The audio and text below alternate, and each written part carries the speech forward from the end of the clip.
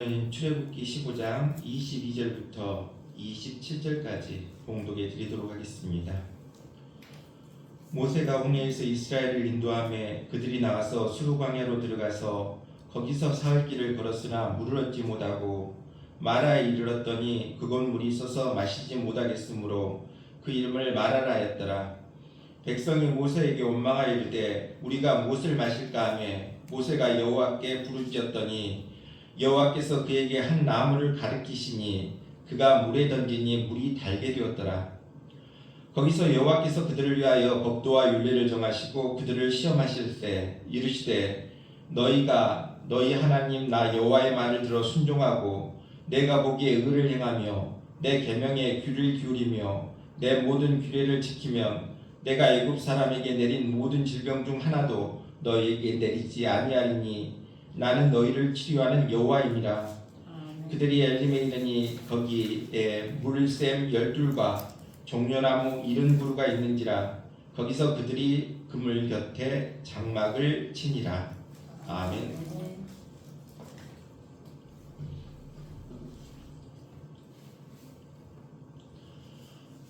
성경에 나오는 인사를 보면 샬롬, 샬롬이란 이야기가 우리에게 들려집니다.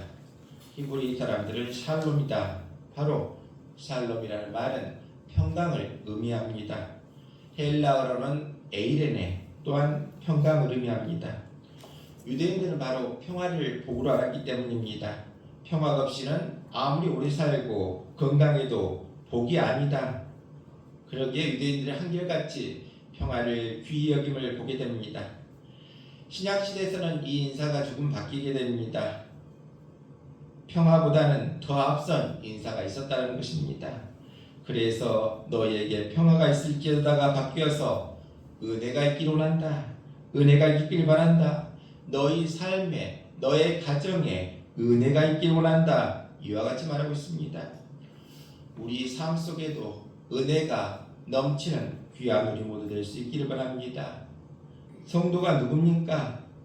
은혜를 경험한 사람이 성도고 성도가 모여있는 것이 교회고 바로 은혜를 경험한 사람들이 모여있는 곳 이곳이 바로 교회라는 것입니다.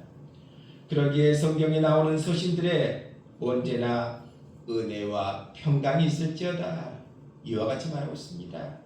갈라디아서 1장 3절에도 우리 하나님 아버지와 주 예수 그리스도로부터 은혜와 평강이 있기를 원하노라.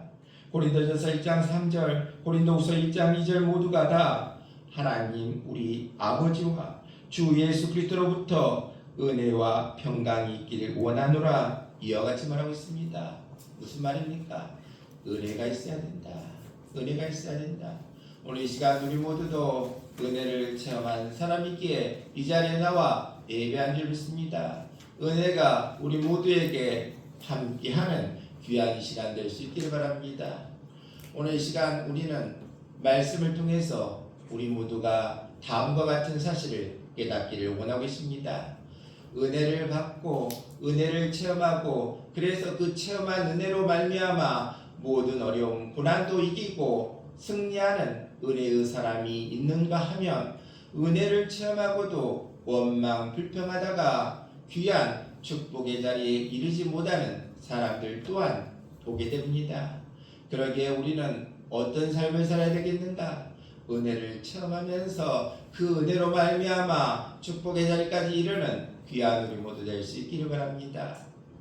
성경에 보면 베드로라는 사람이 나와 있습니다.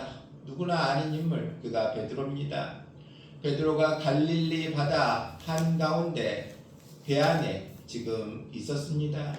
배가 안에 베드로가 있는데 그곳을 향해 누군가가 걸어오고 있었습니다. 그분이 누구십니까? 바로 우리 주님이시라는 것입니다. 주님이 무리를 걸어서 베드로에게 다가오고 있었습니다. 그것을 본 베드로가 뭐라고 합니까? 주님, 나도 무리를 걷게 해주십시오. 그러자 주님이 뭐라고 말씀하십니까? 와라, 오라. 이와 같이 말하고 있습니다. 그 말씀에 힘입어 주님을 향해 나아갔더니 어떤 일이 벌어집니까? 베드로가 물 위를 걷는 그러한 체험을 하게 되었다는 것입니다.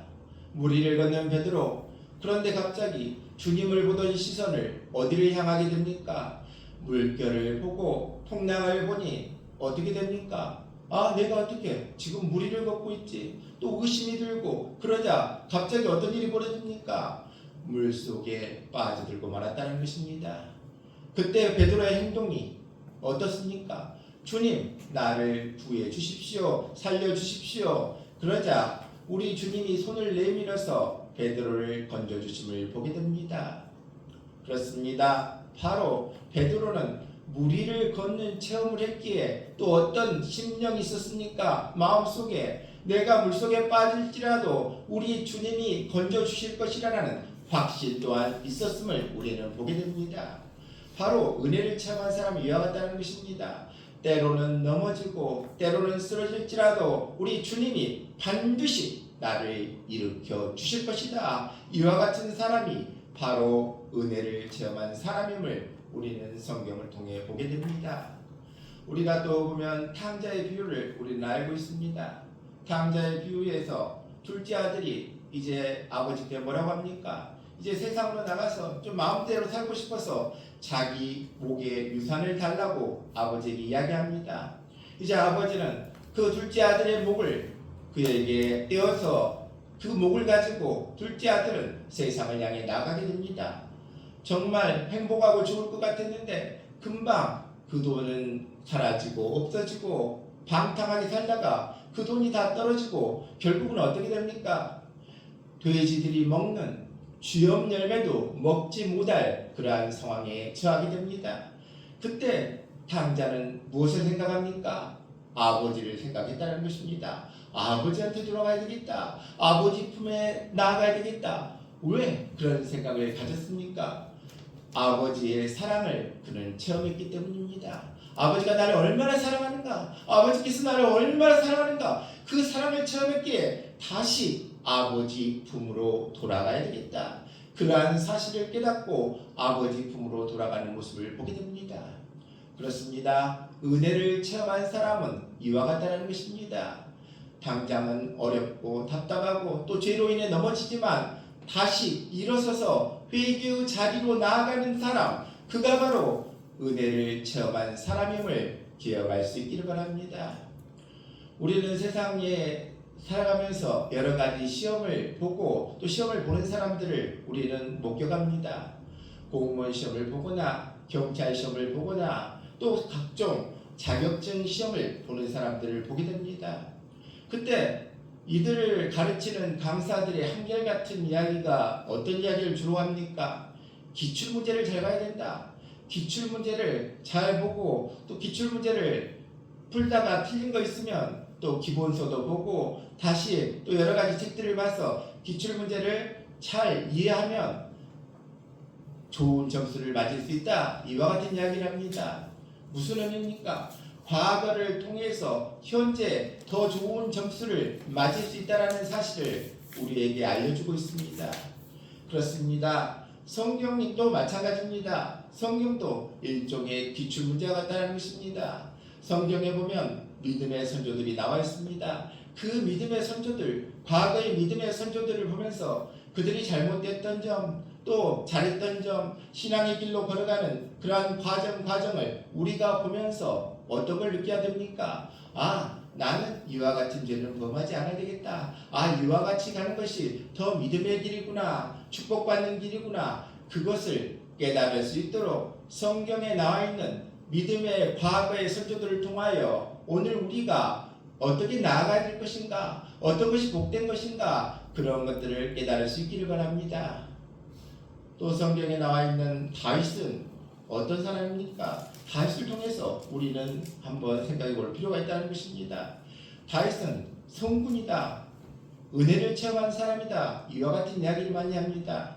다윗은 은혜를 체험했음에도 불구하고 많은 죄를 졌습니다. 하지만 다윗에게는 무엇이 있었습니까? 죄를 졌지만 회개했다는 것입니다. 회개하니 하나님께서 다시 축복해 주시고 성군이 될 수 있도록 만들어 주심을 보게 됩니다.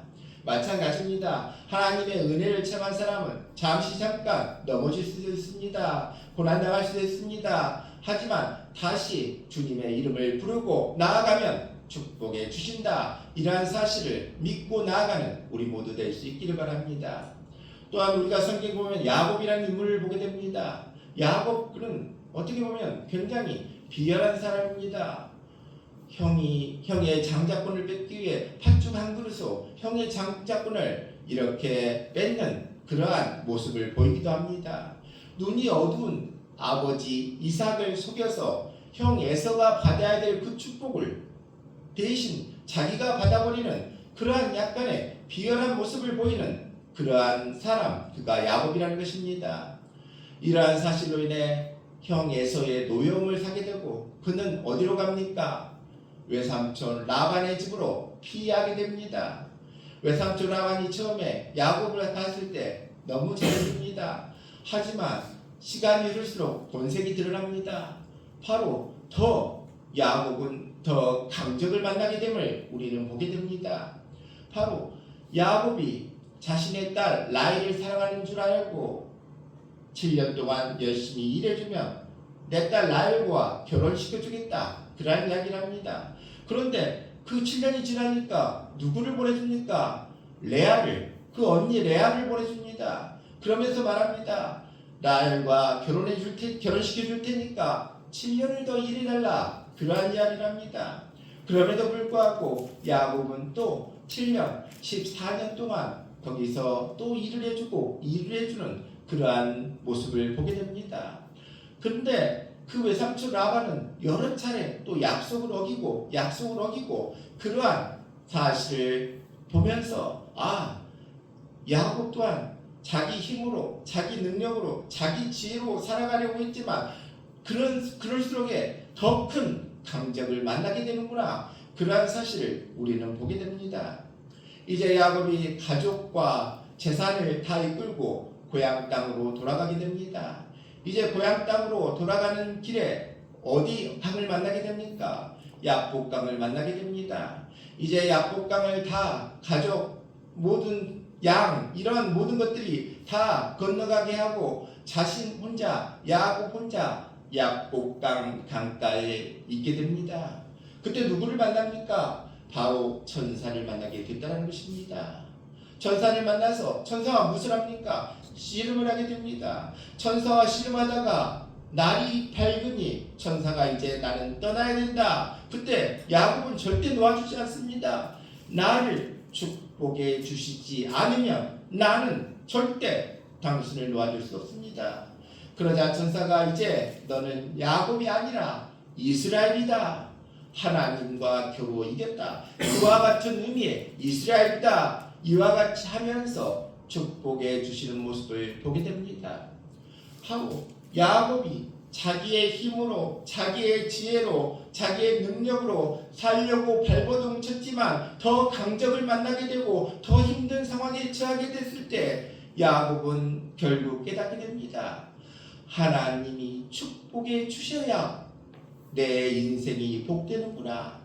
하나님이 도와주셔야 되는구나. 그래서 그는 힘차게 외쳤다는 것입니다. 나를 축복해 주시옵소서. 이와 같은 외침이 있듯이 우리 또한 내 삶에, 내 생각으로, 내 지혜로 살아가려고 했다면 이제는 야곱과 같이 하나님 나를 축복해 주시옵소서, 나를 도와주시옵소서, 내 앞길을 인도하여 주시옵소서. 이와 같은 야곱과 같은 외침으로 나아가 야곱이 받았던 축복이 오늘 이 시간 우리 모두의 축복이 될 수 있기를 바랍니다. 이제 오늘 본문의 말씀으로 돌아가서 이스라엘 백성들이 애굽에서 노예 생활하다가 하나님께 부르짖습니다. 하나님, 너무 고통스럽습니다. 너무 힘듭니다. 그 외침을 하나님이 들어주셔서 모세를 통해서 이제 이스라엘 백성들을 애굽에서 나오는 출애굽할 수 있도록 만들어 주셨다는 것입니다. 이제 오늘 본문에 이스라엘 백성들이 지금 어디를 통과하고 있습니까? 수르 광야라는 곳을 통과하고 있었습니다. 수르 광야를 통과하니 이들에게 어떤 문제점이 있었겠습니까? 당연히 목이 말라서 힘들어했다는 것입니다. 목이 말라 힘들어하던 차에 그들이 도달하는 곳이 어디였습니까? 마라라는 곳에 이들이 도달했다는 것입니다. 마라라는 곳에 가니까 물이 있어서 너무 기뻐서 이들이 물을 마시려고 달라들었는데 물맛이 어땠다고 했습니까? 써서 먹을 수가 없었더라. 그러자 이들이 어떻게 했습니까? 원망했다는 것입니다. 하나님을 원망하고 모세를 원망하고 이곳까지 와서 우리를 죽게 하느냐고 원망했다는 것입니다. 그때 하나님이 한 나무를 가리키시니 그 나무 가리킨 나무를 그 물속에 던지니 어떤 일이 벌어집니까? 쓴물이 단물로 변화됐더라 말씀해 주고 있습니다. 하나님께서 이와 같이 쓴물이 단물로 변하게 해주셨다. 그리고 그들이 얼마 더 나아갔더니 어떤 곳에 도달했다고 했습니까? 엘림이라는 곳에 도달했고 그 엘림이라는 곳에 가보니까 샘이 12개 그리고 종려나무가 70그루가 되는 그러한 쉴만한 곳으로 인도해 주셨다. 그것이 바로 오늘의 본문의 말씀이라는 것입니다. 그렇습니다. 이스라엘 백성들은 이와 같이 광야, 수르 광야를 지나고 마라에 이르렀을 때 물이 쓰다고 원망했다. 이러한 모습을 보면서 이들이 수르 광야까지 오기 전에 어떠한 상황에 어떠한 길을 걸었는가 우리는 성경을 통해 볼 수 있다는 것입니다. 이스라엘 백성들이 이제 애굽에서 노예 생활하다가 나와서 그 많은 사람들이 애굽에서 나오게 됐다는 것입니다. 애굽에서 나왔는데 성경에 보니 아픈 사람도 질병 걸린 사람도 별로 없음을 보게 됩니다. 거의 없다라는 사실을 보게 됩니다. 많은 사람들이 건강하게 씩씩하게 이와 같이 약속의 땅 가나안 땅을 향해 씩씩하게 나온 모습을 보게 됩니다. 그 사실을 통해서 우리는 무엇을 보게 됩니까? 분명히 질병도 있었을 텐데 아픈 사람도 있었을 텐데 그런데 다 이렇게 건강하게 나오는 모습을 보면서 하나님의 약속의 말씀을 믿고 나아갈 때 모든 병마도 물러나는구나, 질병도 물러나는구나, 그러한 사실을 우리는 보게 된다는 것입니다. 그렇습니다. 하나님께서 말씀하신 대로 나아가면 질병도 사라지고 병마도 물러나는 그러한 역사가 일어난다. 우리 하나님은 어떤 하나님이라고 했습니까? 너희를 치료하는 여호와다 말씀해 주고 있습니다. 하나님께서는 바로 이와 같이 순종하고 의를 행하며 계명의 귀를 기울이며 내 모든 규례를 지키면 너희를 치유하게 하겠다. 오늘 이 시간 본문의 말씀을 통해서 약속해 주고 있습니다. 그렇습니다. 치유의 하나님, 그 하나님이 이스라엘 백성들을 치유해 주셨듯이 오늘 이 시간 우리의 육체적인 질병이 있습니까? 정신적인 질병이 있습니까? 답답함이 있습니까? 우울증으로 힘들어합니까? 오늘 이 시간 말씀을 통하여 치유함이 있는 귀한 우리 모두 될 수 있기를 바랍니다. 이제 이스라엘 백성들이 애굽에서 출애굽하고 나왔습니다. 그들 앞에 맨 처음 보이는 게 뭡니까? 그들 앞을 맨 처음으로 막고 있는 게 뭡니까? 홍해 바다가 그들 앞을 막고 있었다는 것입니다. 뒤에는 누가 옵니까? 바로 왕이 완악해져서 이제 바로의 군사들을 이끌고 뒤에 쫓아오고 있습니다.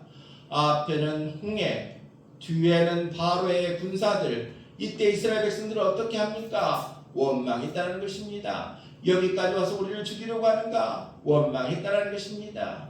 하지만 하나님께서는 어떤 길을 이미 예비해 놓고 계셨습니까?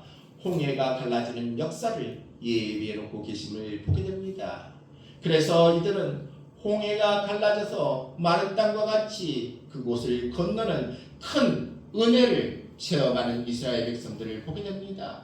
홍해가 갈라지는 역사를 봤던 이스라엘 백성들, 그들이 얼마 지나지 않아 수르광야를 지나고 마라는 곳에 와서 물을 마시려니 물이 썼더라. 그래서 그들은 원망했다는 것입니다.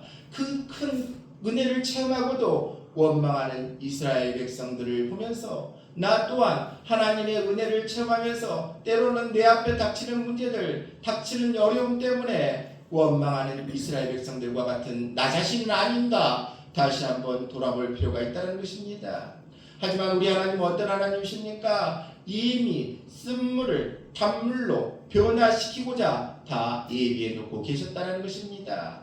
그리고 조금만 더 가면 엘림이라는 곳에서 편히 쉬고 쉴만한 물가 그리고 축복의 땅 엘림으로 얼마 뒤면 도달하게끔 하나님은 다 계획해 놓고 계셨는데 하나님의 은혜를 체험하면서도 믿음의 눈이 없기에 당장 눈앞의 고통, 눈앞의 염려 때문에 힘들어하는 그러한 심령이라면 우리 또한 믿음의 눈으로 우리 또한 바라볼 수 있기를 바랍니다. 우리 하나님은 쓴물을 단물로 만드신 하나님이시다. 고통도 고난도 모두 회복시켜 주신 하나님이시다. 그리고 머지않아 우리 모두를 엘림과 같은 그 땅으로 인도해 주실 것이다. 그러한 믿음으로 나아갈 수 있기를 바랍니다. 이스라엘 백성들도 만약 믿음의 눈으로 머지않아 엘림이라는 땅 축복이 기다리고 있다. 이와 같은 사실을 이와 같이 믿었다고 한다면 그들이 원망할 것이 아니라 기쁨으로 찬양하면서 찬송하면서 엘림을 향해 나아갔을 것입니다. 하지만 이들에게는 믿음의 눈이 없었다는 것입니다. 그러기에 당장 본 눈앞에 그러한 것들 때문에 원망하고 불평하는 이스라엘 백성들을 보면서 나는 그와 같은 심령이 되지 않아야 되겠다.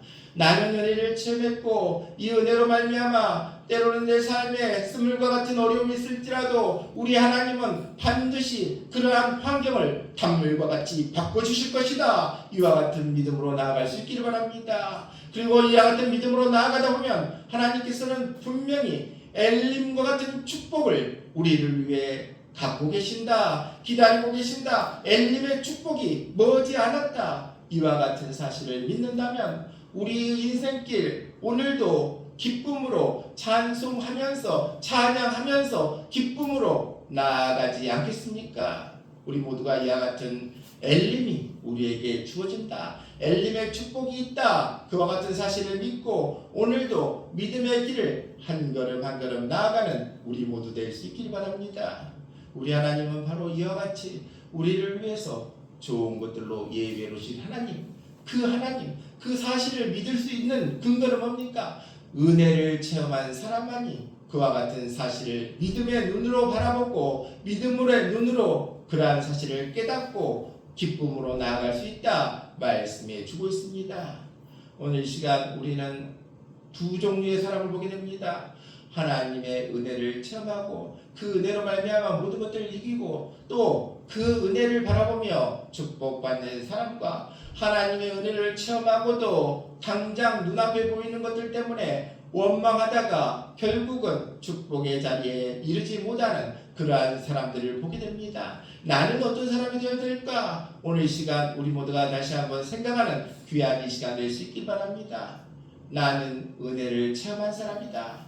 그러기에 모든 것들을 분명히 하나님이 이기게 해주신다. 하나님이 능히 이기게 해주신다. 그뿐만 아니라 더 좋은 것들로 이미 예비해 놓고 계신다. 그 사실을 나는 믿기에 오늘도 기쁨으로 감사로 감격으로 예배로 찬양으로 나아가겠습니다. 고백하는 귀한 우리 모두 될 수 있기를 바랍니다. 오늘 시간 마지막으로 하나님의 은혜를 체험해서 감사와 감격을 하면서 시를 썼던 한 시인, 그가 누굽니까? 다윗이라는 그 왕이자 시인인 다윗의 고백을 들으며 오늘 말씀을 마치고자 합니다. 우리가 잘 알고 있는 시편 23편, 바로 은혜 받은 사람의 모습을 다음과 같이 이 시를 통해서 우리 모두가 깨닫고 나도 이와 같은 은혜 받은 사람의 모습으로 이와 같은 고백의 주인공들 다 될 수 있기를 바랍니다. 여호와는 나의 목자시니 내게 부족함이 없으리로다. 그가 나를 푸른 풀밭에 누이시며 쉴 만한 물가로 인도하시는도다. 내 영혼을 소생시키시고 자기 이름을 위하여 의의 길로 인도하시는도다. 내가 사망의 음침한 골짜기로 다닐지라도 해를 두려워하지 않을 것은 주께서 나와 함께 하시니라. 주의 지팡이와 막대기가 나를 안위하시나이다. 주께서 내 온수의 목전에서 내게 상을 차려주시고 기름을 내 머리에 부으셨으니 내 잔이 넘치나이다. 내 평생의 선하심과 인자하심이 반드시 나를 따르리니 내가 여호와의 집에 영원히 살리로다. 오늘 시간 우리 모두 은혜 받은 사람으로 은혜 받은 체험으로 나아가 우리 모두가 하나님께서 반드시 우리를 위해 좋은 것들로 예비해 놓고 계신다. 엘림의 축복으로 기다리고 계신다. 그러한 사실을 믿으며 오늘도 기쁨으로 감사로 찬양으로 노래하면서 한 걸음 한 걸음 믿음의 길을 걸어가서 엘림의 축복이 우리 모두에게 다 임하는 귀한 우리 모두 다 될 수 있기를 주님의 이름으로 축원합니다.